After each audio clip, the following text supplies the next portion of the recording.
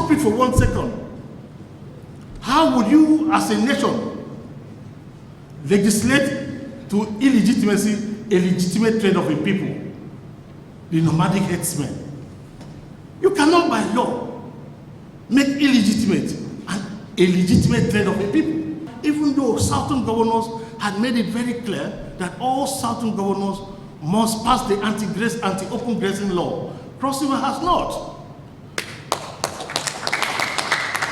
I have not, because I have to find a solution.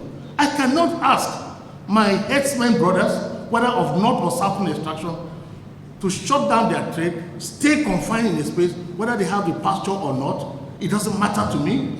So if I have a brother from Yobe State in a semi-arid condition who has no grass, who has no money to be able to do irrigation, to be able to sustain his pasture, and I will illegitimate his business and shut him down and close him from survival, that is being insensitive. That is inviting the nation to anarchy. And so what I think is a deliberate recalibration of the equation, and ask myself, if indeed open grazing is coming with its attendant consequence, the sociology and anthropology unacceptable, we must find a way to create a mix and balance between the herders and the farmers. And that's the essence of being a leader. So before I passed the Cross River law, I decided to pull back and find a solution. And that's why in Cross River, we're coming with an open grazing management law. Not a prohibition, because I think morally, ethically, it's unacceptable to prohibit a trade that existed before I was born.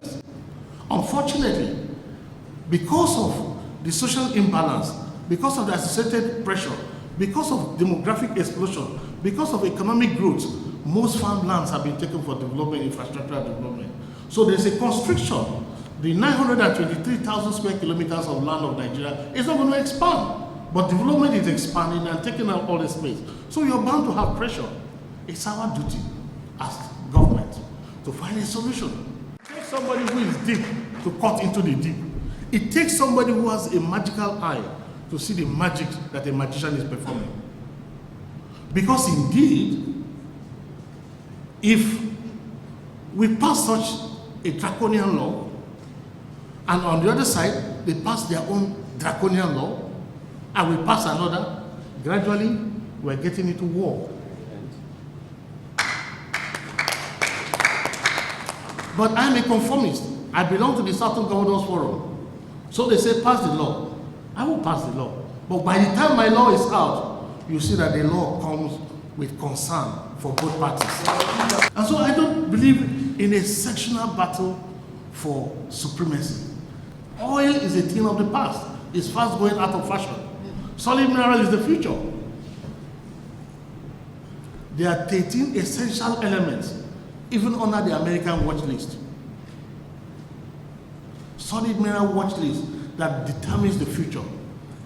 From Tantalite, from Columbite, you get your aircraft, you get your telephones, you get your televisions, you get your semiconductors. The whole world depends on solid mineral. Paint comes from solid mineral. Because the wealth of the future of this country lies in solid mineral. And you have more in northern Nigeria than in southern Nigeria.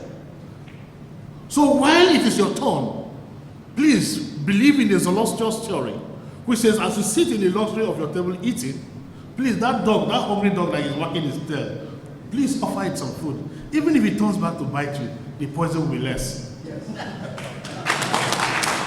But to sit on that table, it will be unfair. Just like Cross River, in the midst of all the Niger Delta states, it's not part of the 13% derivation. It's just a weeping child in NDDC. You don't get almost nothing. Thanks for checking out Symphony on YouTube. Please be sure to subscribe and like our videos for updates.